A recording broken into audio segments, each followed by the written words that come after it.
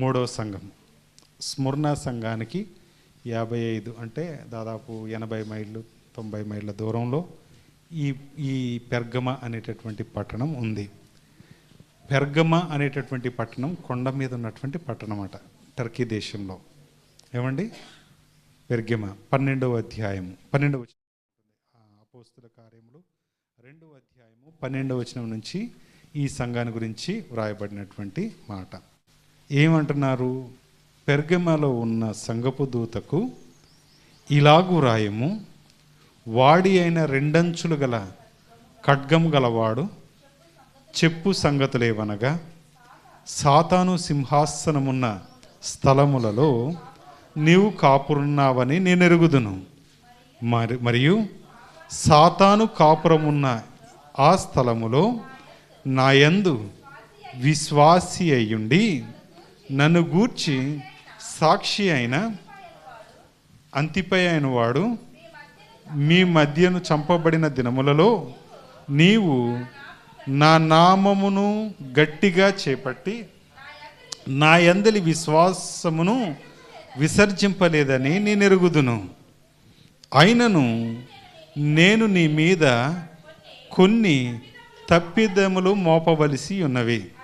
అవేవనగా, విగ్రహములకు బలి ఇచ్చిన వాటిని తినునట్లును, జారత్వము చేయునట్లును, ఇశ్రాయేలీయులకు ఉరియొడ్డుమని బాలాకునకు నేర్పిన బిలాము బోధను అనుసరించువారు నీలో ఉన్నారు.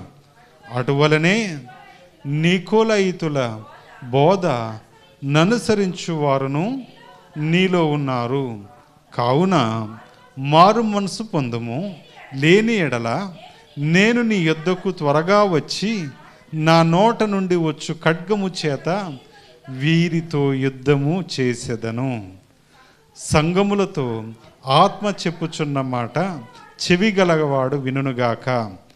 జయించువానికి మరుగయ్యున్న మన్నాను భుజింపనెత్తును, మరియు అతనికి తెల్ల రాతినెత్తును.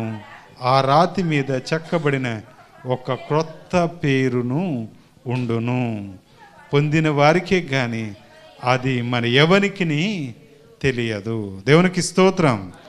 చిన్న ప్రార్థన చేద్దాం. దేవా, దీవించండి చదవబడిన వాక్య భాగము మేము ధ్యానము చేయబోచుండగా నీ పరిశుద్ధాత్మ శక్తి సహాయములు మీరు మాకు తోడుగా దయచేయమని వినుచున్న ప్రతి హృదయం మీరే తాకమని యేసుక్రీస్తు నామమున ప్రార్థించి వేడుకుంటున్నాను తండ్రి, ఆమేన్. ప్రియమైనటువంటి దేవుని బిడ్డలారా, పెర్గమా సంఘములో ఉన్నటువంటి వారికి ఏమని చెప్తున్నారంటే, నువ్వు దేవుని కొరకు నిలవబడ్డావు, దేవుని కార్యక్రమాల కొరకు నిలవబడ్డావు. ఏమండి?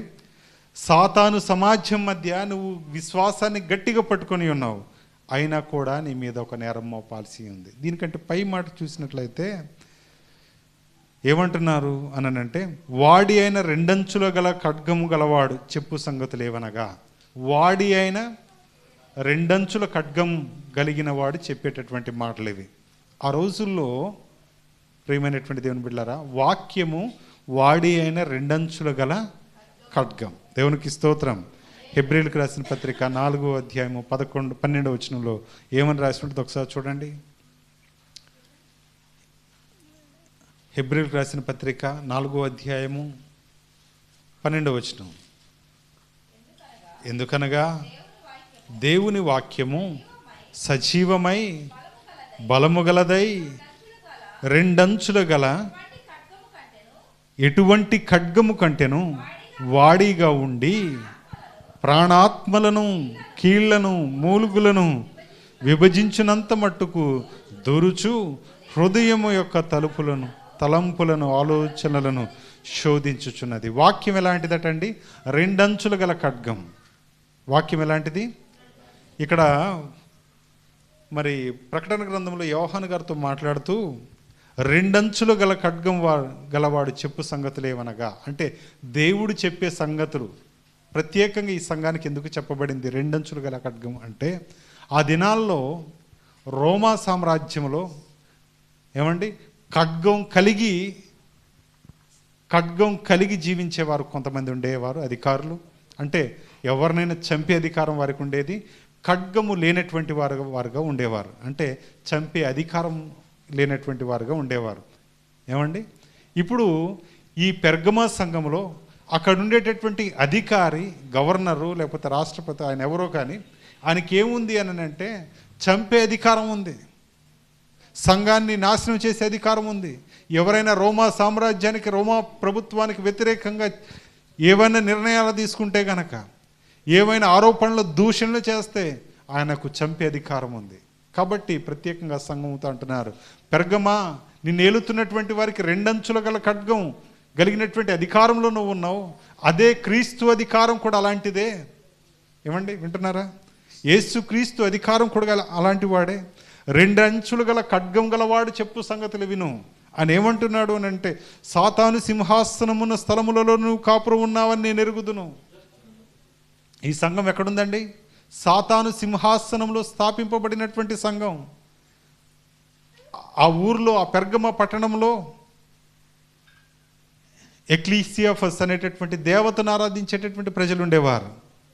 దాని అర్థం ఏంటిది అని అంటే, ఆ దేవతకు రక్షకుడు అని అర్థమాట. ఏంటిది? రక్షకుడు. ఆ దేవత స్వస్థత కలిగినటువంటి దేవత. కాబట్టి అలాంటి ప్రాంతంలో వీళ్ళు సేవ చేస్తున్నారు. ఎవరు అని అంటే చూడండి, తర్వాత మాట చూడండి.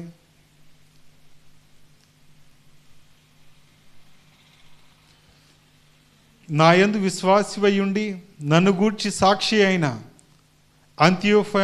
అంతియోపి అనువాడు మీ మధ్య చంపబడిన దినములలో నీవు నా నామమును గట్టిగా చేపట్టి నా యందలి విశ్వాసమును విసర్జింపలేవదని నేను ఎరుగుదును. ఎవరట చంపబడింది? ఎవరు? అంతిపాయు, యాంటిఫస్. ఏమండి, ఈయన ఆ సంఘంలో పరిచర్య చేస్తూ, ఈయన ఒక డెంటల్ డాక్టర్ అండి, పళ్ళ సంబంధించినటువంటి వైద్యుడు. ఈయన యేసుక్రీస్తుని సొంత రక్షకునిగా అంగీకరించి దేవుని యొక్క సేవ నిమిత్తమై యోహాను ద్వారా పంపబడి పెర్గమలో దేవుని యొక్క పనిని ప్రారంభించారు. దేవునికి స్తోత్రం. పెర్గమ సంఘం స్థాపింపబడింది యోహాను గారి ద్వారా. ఏమండి, ఈ సంఘం యోహాను గారు కట్టారు. ఆ తర్వాత యాంటిఫస్ని అక్కడ పంపారు, అంతియోపియాని అక్కడ పంపారు. పంపితే అక్కడ ఆయన యేసుక్రీస్తు నిమిత్తం చంపబడ్డాడు. దేవునికి స్తోత్రం, దేవునికి స్తోత్రం. ఎందుకు చంపబడ్డాడో తెలుసా? లోకరక్షకుడైనటువంటి దేవత, మీరు పూజించేటటువంటి దేవత ఇది కాదు. రక్షకుడు ఎవరు అని అంటే నిజమైనటువంటి రక్షకుడు యేసుక్రీస్తు. ఏమండి, యేసుక్రీస్తే ఈ లోకానికి శరీరధారి అయి మనిషిగా ఈ లోకంలోకి వచ్చి ఎన్నో అద్భుతాలు, ఆశ్చర్యకార్యాలు, సూచక్రియలు, పరలోకాన్ని గురించి ఆయన మనకు బోధించి ఆయన చనిపోయి తిరిగి లేచాడు. నిజమైనటువంటి రక్షకుడు ఈయన అని చెప్పడం ద్వారా ఏమండి అక్కడ సమస్యలు స్టార్ట్ అయినాయి, గొడవలు ప్రారంభమైనాయి. అందుకనే 13వ వచనం, సాతాను సింహాసనమున్న స్థలములలో నువ్వు కాపురం ఉన్నావని నేను ఎరుగుదును. ఏమండి, సాతాను సింహాసనం ఉన్నటువంటి చోట అంతియోకియాకు వెళ్ళి బోధించడం మొదలుపెట్టాడు. అందుకని అక్కడ ఉండేటటువంటి అధికారులకి కోపం వచ్చి వాళ్ళు ఏం చేశారు అని అంటే యాంటిఫస్ని చంపేద్దామని అనుకున్నారు. అంతిపియాని ఏం చేద్దాం, చంపేద్దాం అని డిసైడ్ అయ్యి ఆయనను చంపేశారు. ఆయన ఒక బిషప్, సంఘాన్ని అభివృద్ధి పరిచాడు, సంఘంలో గొప్ప పని చేశాడు, సంఘాన్ని మరి ఉన్నతమైనటువంటి స్థితిలో నడిపించడానికి ఆయన ప్రాణ త్యాగం చేసినటువంటి వాడు అంతియోపియా. దేవునికి స్తోత్రం, దేవునికి స్తోత్రం. ప్రియ సంఘమా, ఏ సంఘము కూడా, వింటున్నారా, ఏ సంఘము కూడా ఎవరు త్యాగం చేయకుండా నిర్మితము కాలేదు. ప్రతి సంఘం కొరకు సంథింగ్ ఎవరో కష్టపడ్డారు. వింటున్నారా, ఎవరో దాని వెనకాల పనిచేశారు. వారు ఈ లోకంలో మరుగై ఉండొచ్చు, కనబడకపోవచ్చు, కానీ యేసు క్రీస్తు దగ్గర వారికి ఏముందటంటే గొప్ప జీవఫలం ఉంది. వారికి ఒక నూతన పలక తెల్లరాతి మీద వారి పేర్లు రాయబడబోతున్నాయి. దేవునికి స్తోత్రం. సంఘం కోసం నువ్వు కష్టపడితే, సంఘం కోసం మీరు శ్రమను కారిస్తే, సంఘం కొరకు నీ ధనాన్ని ఇస్తే, సంఘం కొరకు నీ ప్రాణాన్ని ఇస్తే, దేవుడు ఆయనకు జీవ గ్రంథంలో నీ గురించి రాయాలనుకుంటున్నాడు. ఇదిగో నా ప్రియ కుమారి, ఇంత త్యాగం చేసావు, ఇదిగో నా ప్రియ కుమారుడా, ఇంత త్యాగం నువ్వు నా కొరకు చేసావని చెప్పి నిన్ను గూర్చినటువంటి గొప్ప పలుకులు ప్రభు తన రాజ్యములో జ్ఞాపకం చేసుకోవడానికి సిద్ధంగా ఉన్నాడు. దేవునికి స్తోత్రం, దేవునికి స్తోత్రం. ప్రియమైనటువంటి దేవుని బిడ్డలారా, అంతియోపియా ఆయన చూడండి, సాతాను సమాజం మధ్య త్రాగుడు, చెడ్డలవాట్లు, జూదము, వ్యభిచారము, జారత్వముతో నిండకుండా ఉన్నటువంటి ఈ సంఘంలో యేసు క్రీస్తు యొక్క పరిశుద్ధమైనటువంటి మాటలు మంది అందిస్తూ ఉంటే అక్కడ ఉండేటటువంటి అధికారులకు నచ్చలే. ఈరోజు మనం పోరాడాల్సింది, మనం పాటుపడాల్సింది సమాజంలో ఉండేటటువంటి రుగ్మతల మీదండి, సమాజంలో ఉండేటటువంటి దుష్ట క్రియల మీదండి. గంజాయి మత్తులో బాధపడేటటువంటి వారు ఉన్నారు, లేనిపోని డ్రగ్స్కి అలవాటు పడి వారి జీవితాన్ని వృధా చేసుకునేటటువంటి వారు ఉన్నారు, జూదాలకు అలవాటు పడి మరి ఈ లోకంలో వారి యొక్క జీవితాన్ని పణంగా పెట్టుకునేటటువంటి వారు ఉన్నారు, లేనిపోని ఆన్లైన్ గేములు వారి జీవితాలు వారి ఫోన్లలో కలిగి జీవితాన్ని తృణప్రాయంగా పెట్టి వారు నశించిపోతున్నారు. అలాంటి సమాజపు వారి మధ్య నీవు జీవవాక్యమును పట్టుకున్నటువంటి వాడవై యేసు క్రీస్తు కొరకు నీవు జీవించవలసినటువంటి వాడవై ఉన్నావు. దేవునికి స్తోత్రం, దేవునికి స్తోత్రం. ప్రియమైనటువంటి దేవుని జనాంగమా, ఏమండి, క్రైస్తవ జీవితం అనేది కేవలం ఆదివారం వచ్చి శుక్రవారం శనివారం కూడుకుని వెళ్ళిపోయేది కాదు. నిరంతరము క్రీస్తుని ధరించి సాధన చేయడం.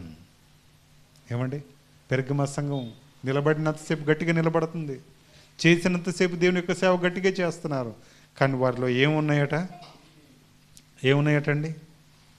అయినను నేను నీ మీద కొన్ని తప్పిదములు మోపవలసి ఉన్నవి. 14వ వచనం, అవేవనగా విగ్రహములకు బలి ఇచ్చిన వాటిని తినునట్లును, జారత్వము చేయనట్లును, ఇశ్రాయేలుకు ఉరియొడ్డుమని బాలాకునకు నేర్పిన బిలాము బోధను అనుసరించువారు నీలో ఉన్నారు.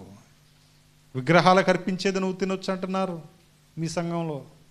ఏమండి, తరువాత జారత్వం కలిగినటువంటి వారు ఉన్నారు. తరువాత బాలాకు ఎవరినైతే పిలిపించాడో బిలాము, ఆ బిలాము బోధలు కూడా మీ దగ్గర ఉన్నాయి. వింటున్నారా? ఈ 3 విషయాలు మనం మాట్లాడుకుందాం.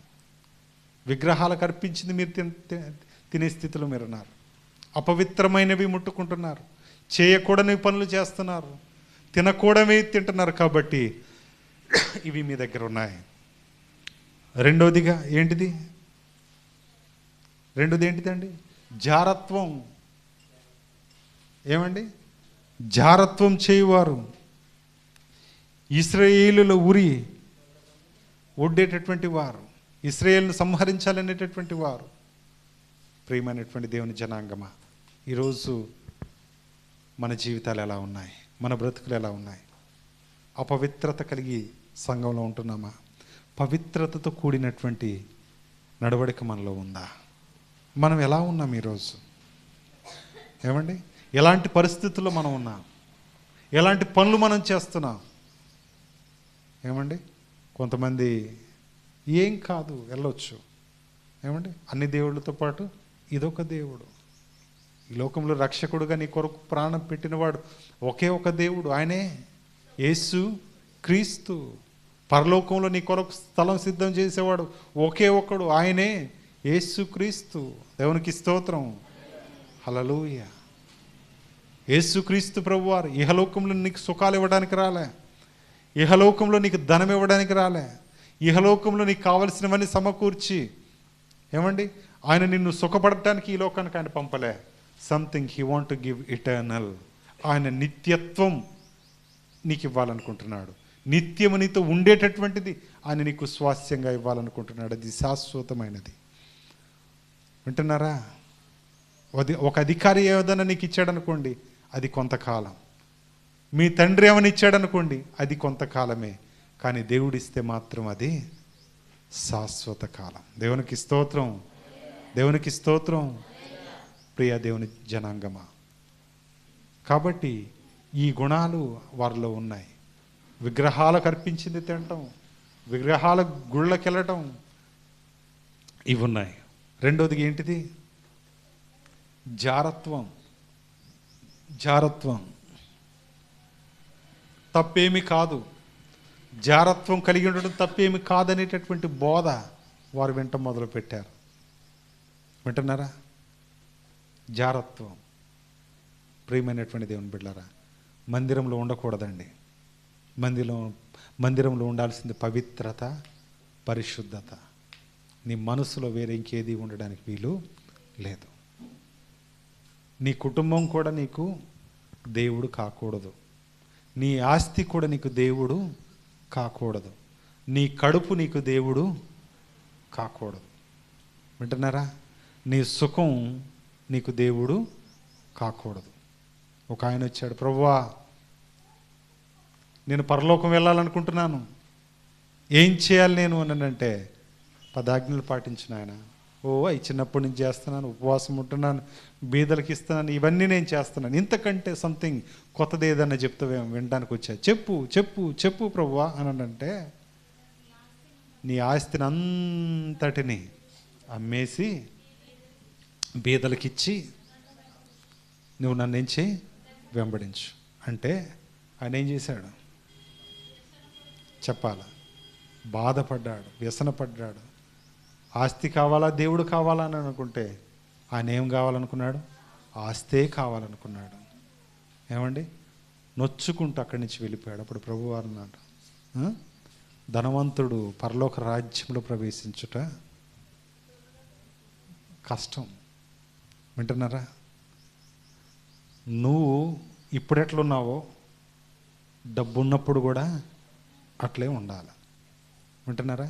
కొన్నిసార్లు అంటూ ఉంటుంది, అయ్యగారు నాకు ఇన్ని ఇబ్బందులు అండి. ఉన్నాయి, అందరికి ఉన్నాయి, చాలామందికి ఉన్నాయి. కానీ సంథింగ్ ఆయన నీ కోరిక ఏదో ఎదురు చూస్తున్నాడు. అదేంటిదో తెలుసా? నీ జీవితాన్ని ఇంకా సరి చేసుకోవాల్సినటువంటి టైం ఉంది. 1000 రూపాయలు ఉన్నప్పుడు నువ్వు ఇట్లే ఉండాలి, 10,000 ఉన్నప్పుడు ఇట్లే ఉండాలి, 10 లక్షలు ఉన్నప్పుడు నువ్వు ఇట్లే ఉండాలి, 10 కోట్లు ఉన్నా నువ్వు ఇట్లే ఉండాలి. ఉండగలవా? Can you be like that?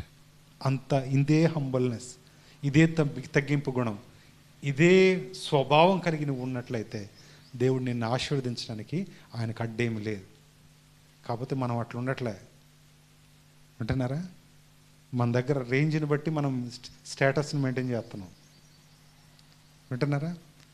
10,000 ఉన్నప్పుడేమో మందిరానికి కొంచెం వచ్చి వెళ్ళిపోతూ ఉంటాం. ఇంట్లో 1,00,000 రూపాయలు ఉన్నాయనుకోండి, రామ మందిరానికి. అకౌంట్లో ఒక 50-30 లక్షలు ఉన్నాయనుకోండి, ఉత్తరా? దేవుడు గుర్తొస్తాడా? సంఘం గుర్తొస్తుందా? ప్రార్థనలు గుర్తుంటాయా? ఉండవు, ఖచ్చితంగా ఉండవు. ప్రియమైనటువంటి దేవుని బిడ్డ, you have to be like this. అబ్రహాంకి ఏం ఆస్తి లెక్క లేదు అబ్రహాంకి. ఆయన అందుకని అంతగా ఆశీర్దింపబడ్డాడు. ఏమనుంటే పనుల్ని చూసుకోవటం, అయ్యా ఇది ఈ నావులు ఇల్ని దేవుడు దీవించుగాక అనేటోడు, అవి ఆశీర్దింపబడే. అయ్యా ఇదిగో ఇన్ని గొర్రెలు ఇన్ని, ఇంకైతే ఇంక దేవుడు దీవించుగా, పర్లేదులే, ఇదిగో దేవుని కొరకు బడికి ఇన్ని నాకు కావాలంటే అన్ని తీసుకొచ్చి పెట్టేవాళ్ళు ఆయన దగ్గర. అంతే. అవి ఎంత ఉన్నాయి ఏంటి ఆయన ఎప్పుడు కూడా లెక్కేసుకునేటోడు కాదు. ఆస్తి అసలు అబ్రహాంకి లెక్కే ఉండేది కాదు. దేవునికి స్తోత్రం. ఎప్పటికీ ఆయన దగ్గర బలర్పించడానికి ఆవులు సిద్ధంగా ఉన్నాయట. ఎవరైనా ఆయన ముందు నుంచి వెళ్తూ ఉంటే ఎంబటి ఒకటి కటింగ్, బైబిల్లో ఉంటుంది కదా, దాన్ని వాడు త్వరగా సిద్ధపరిచి, దేన్ని? ఒక ఎద్దుని, ఒక దూడని ఎట్లా చేసేవాళ్ళు? వాడు త్వరగా సిద్ధపరిచి. ఏమంటే ఒక కోడినే గంట పడుతుంది కోయటానికి. ఏమన్నా? అవునా కదా? ఇప్పుడంటే మిషనరీ వచ్చింది. ఆ బూరు బీకాలంటే మొత్తం మిషన్లో పెట్టి గడగడ తిప్పేస్తాడు, మొత్తం పోదు, వచ్చి టక్కడగడ కొట్టేస్తాడు, అయిపోతుంది. అది లేని రోజు ఎట్లా ఉండేది చెప్పరు? పెద్ద టాస్కే కదా, పెద్ద పనే కదా. పీకి పీకి పీకి కొన్ని రావు, కాల్చేది. మా ఇంట్లో నాటుకోడిని కోస్తే ఎప్పుడన్నా మా డాడీ సాయంత్రం 5-6 గంటలకు పట్టుకుంటే అది 8 గంటల దాకా కటింగే. ఆ రాత్రి 10:30కు ఎప్పుడో వండుకొని తిండి అప్పుడు పడుకునేది. ఎందుకు ఎట్లా అని అంటే అది అవ్వదు అంత ఈజీగా. కానీ బైబిల్ గ్రంథంలో వాడంట దాన్ని వాడు త్వరగా సిద్ధపరిచాడు. ఇప్పుడు ఆవును కోయాలంటే ఎంత టైం పడుతుంది? ఒకరి వల్ల అయ్యేది కాదు. కానీ అబ్రహాం కాలంలో అంత గొప్ప బలిని, త్యాగమును ఆయన ఇచ్చేవాడు. ప్రియమైనటువంటి దేవుని బిడ్డలారా, ఈరోజు మనం దేవుణ్ణి ప్రేమించలేకున్నా, దేవుని గణపరచలేకున్నా, దేవుని మహిమపరచలేకున్నా, మన క్రియల ద్వారా, మనకున్న వస్తువులతోటి, మనకున్నటువంటి దానితోటి, మనకున్న బిడలతోటి, మనకిచ్చిన దేవుడిచ్చినటువంటి భాగస్వామి భర్తతోటో భార్యతోటో we are not thankful to God. దేవునికి కృతజ్ఞత చెల్లించేటటువంటి వారంగా మనము లేం. దేవా నువ్వు నాకు ఇచ్చినటువంటి భర్తకై వందనాలు, దేవా నువ్వు నాకు ఇచ్చినటువంటి భార్యకై వందనాలు, దేవా నువ్వు నాకు ఇచ్చినటువంటి బిడలకై వందనాలు. ఇదిగో వీరిలో ఎలాంటి అపవిత్రత లేకుండా సహాయం చేయి, వీళ్ళలో ఎలాంటి పాపము లేకుండా సహాయం చేయి, వీళ్ళు నీ కొరకు పరిశుద్ధమైనటువంటి కుటుంబంగా, పరిశుద్ధమైనటువంటి సంఘంగా నీతో కలిసి జీవించే భాగ్యం దయచే అని చెప్పి ప్రతిరోజు నీ ప్రార్థన అయి ఉండాలి. దేవునికి స్తోత్రం, దేవునికి స్తోత్రం.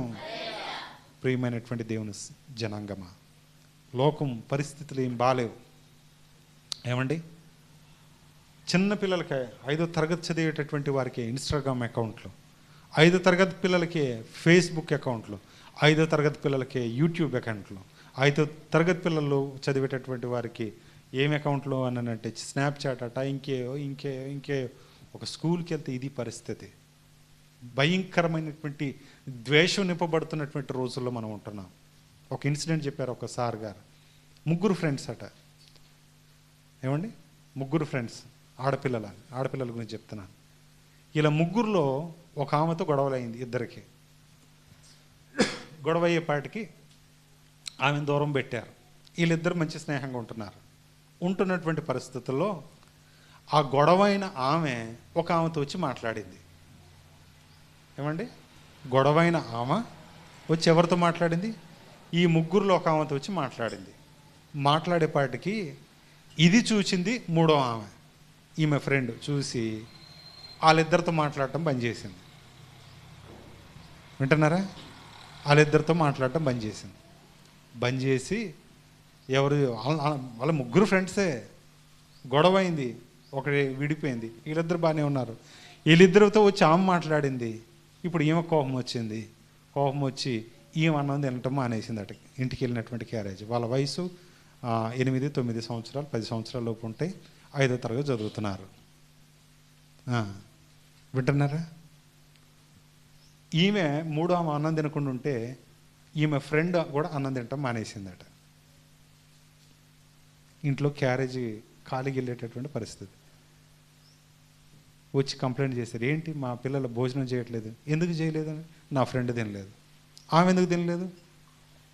ఆమెతో మాట్లాడటం నాకు నచ్చలేదు. ఆమెతో మాట్లాడితే నీకేమైంది? ఈమె నా ఫ్రెండ్ కాబట్టి ఈమె నాతోనే మాట్లాడాలి, ఆమెతో ఆమె మాట్లాడడానికి వీల్లేదు. ఎంత భయంకరమైనటువంటి పొసిషన్ అంటే తెలిసేది. ఇది మంచి ప్రేమ అనుకుంటున్నారా? దరిద్రమైన ప్రేమలు ఇవి. ఏమండి, క్రోధంతో తినలేదండి ఆమె, కోపంతో తినలేదండి, ప్రేమతో కాదు.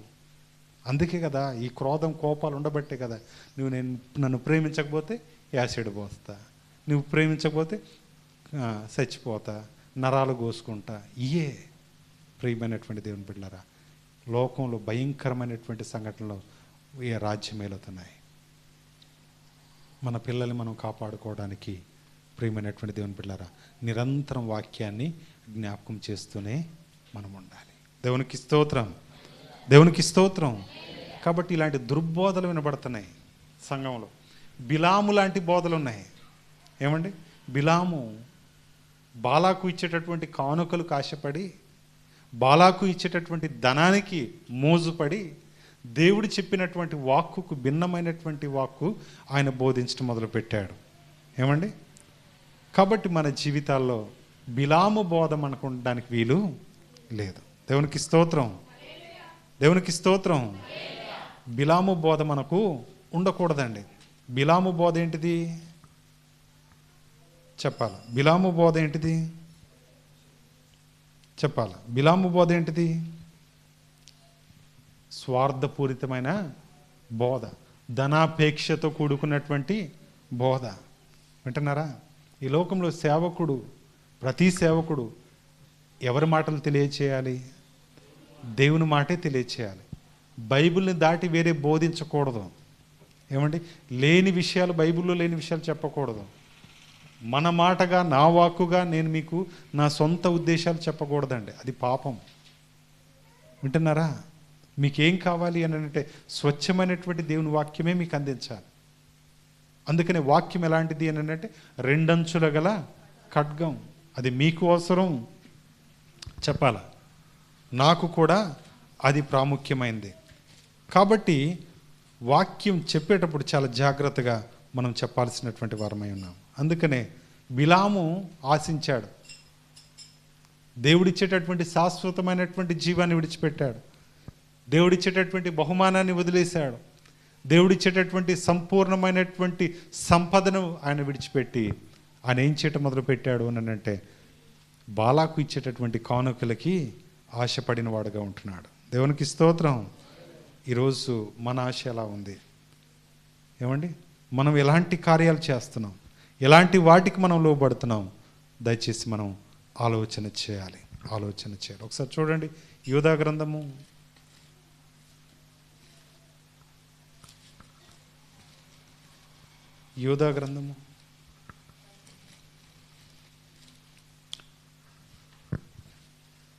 11వ వచనాన్ని చూద్దాం.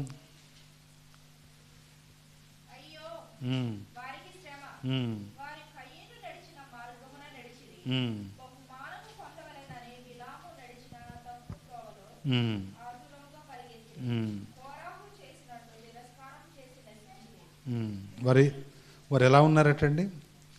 కయ్యూను నడిచిన మార్గమున నడిచిరి, బహుమానము పొందవలననే బిలాము నడిచిన తప్పు త్రోవ. బిలాము ఎలాంటి త్రోవ?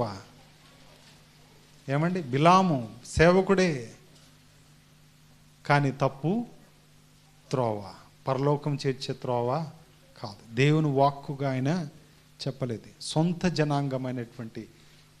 దేవుని సొంత జనాంగమైనటువంటి ఇశ్రాయేల్ ప్రజలను శపించడానికి బిలాము బయలుదేరాడు. ఏమండి?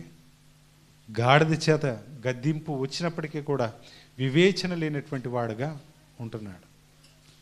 ఖడ్గము పట్టుకొని దేవదూత ముందు నిలబడిన గుర్తించలేనటువంటి స్థితిలో బిలాము ఉండిపోయాడు. అందుకనే పెర్గమ సంఘంతో అంటున్నారు, ఏంటిది? బిలాము బోధ అనుసరించు వారు నీలో ఉన్నారు. ఈరోజు మంచి ఎప్పుడు చేదేనటండి. వింటున్నారా? నిన్ను ప్రేమించేటటువంటి స్నేహితుడు నిత్యం నిన్ను గాయపరుస్తాడట, పగవాడే లెక్కలేనన్ని ముద్దులు పెడతాడు. వింటున్నారా? వాక్యం మీకు సరిగ్గా మరి అర్థమవుతుంది, తగులుతుంది అని అంటే దాని అర్థం సంథింగ్ దేవుడు నీతో మాట్లాడుతున్నాడు. వింటున్నారా? కాబట్టి ప్రియమైనటువంటి దేవుని బిడ్డలారా, వాక్యాన్ని ప్రేమించేవారు ఎవరు కూడా నిర్లక్ష్యంగా వారు ఉండరు. దేవుని మాటకు లోబడతారు, దేవుని పనికి లోబడతారు, దేవుని కట్టుబాటుకి వారు విలువనిస్తారు. దేవునికి స్తోత్రం. ప్రియమైనటువంటి దేవుని బిడ్డలారా, పెర్గమ సంఘం చూడండి, అన్యుల మధ్య ఉన్నది. ఏమండి? దేవుని కొరకు సాక్షులుగా నిలబడ్డది. అయినా కూడా దాని మీద మోపినటువంటి నేరం జారత్వం, విగ్రహారాధన, బిలామును అనుసరించేటటువంటి బోధ. తర్వాత ఎవరు అని అంటే నికోలాయితుల బోధలు కూడా ఉన్నాయి. ఏమండి? స్మరణ సంఘములో ఇవేమీ లేవు, కానీ ఎఫెసీ సంఘములో వాళ్ళు ద్వేషించారు నికోలాయితుల బోధల్ని, కానీ పెర్గమ సంఘములో దీన్ని కలిగి ఉన్నారు. ఏమండి? కాబట్టి ప్రియమైనటువంటి దేవుని బిడ్డలారా, మిగతా విషయాలన్నీ కూడా మనం వచ్చేవారం నేర్చుకోవడానికి ప్రయత్నం చేద్దాం. ఈ 3 తప్పిదాలు ఈ సంఘం కలిగి ఉంది, పెర్గమ సంఘం. ఏంటిది అని అంటే విగ్రహారాధన అర్పించిన వాటిలో తినేటటువంటి ఫలాలన్నీ వాళ్ళు తింటున్నారు. తర్వాత జారత్వం కలిగి ఉన్నారు. బిలాము బోధన అనుసరించి నడుచుకునేటటువంటి వారు ఉన్నారు. లాభము ఉపేక్షించి మందిరానికి రాకూడదు. వింటున్నారండి? కొన్ని సంఘాల్లో భోజనాలు పెడుతున్నారని నిలే వాళ్ళు ఉన్నారు. కొన్ని సంఘాల్లో ఏదో ఒక కార్డు ఇస్తారండి. ఇంకో కొన్ని సంఘాల్లో ఇది దీంట్లో సభ్యత్వం కలిగి ఉంటే సమాధుల తోట మాకు ఫ్రీ అండి అని చెప్పి వెళ్ళేటటువంటి వాళ్ళు ఉన్నారు. Don't expect anything from God. ఇలాంటివి ఆశించకు. ఆయన ఏ టైంలో ఏమి ఇవ్వాలో అవన్నీ కూడా నీకు ఇవ్వగలిగిన సమర్థుడు. దేవునికి స్తోత్రం. నీ పని నా పని ఏంటిది అని అంటే ఆయన కబంధ హస్తాలలో నమ్మకమైనటువంటి పాత్రలుగా మనము ఉండటమే. దేవునికి స్తోత్రం, దేవునికి స్తోత్రం. అంతేగాని ఇదిగో మీరు ఈ పాపానికి ఇంత డబ్బులు కడితే సరిపోతుంది, ఆ పాపానికి అంత కడితే సరిపోతుంది, మీరు సేవకులకు ఇంత ఇస్తే మీ పాపం పోద్ది, మీకు దీవెన వస్తుంది అని అంటే అదిగా మీ సంపాదనలో ఇవ్వడం దేవునికి, అది దేవుడు నియమించినటువంటి నియమం. కాబట్టి అది మీరు పాటిస్తే దీవించబడతారు, లేకపోతే లేదు. కానీ always you have to be righteous. అన్ని సందర్భాల్లో మీరు పాపాన్ని ద్వేషించేటటువంటి వారిగా, యేసుక్రీస్తును ప్రేమించేటటువంటి వారిగా మీరు ఉండాలి. ఇదే దేవుడు మీ నుంచి కోరుకుంటున్నాడు. దేవుడి మాటలు దీవించుగాక. ఆమేన్. మిగతా అంశం వచ్చే వారం మనం నేర్చుకుందాం. తలలు వంచండి, కళ్ళు మూసుకోండి, చిన్న ప్రార్థన చేద్దాం. దేవా, దీవించండి. నీ సన్నిధానంలో మీ కాపుదలనివ్వండి, మీ పరిశుద్ధతనివ్వండి, మీ పవిత్రతనివ్వండి.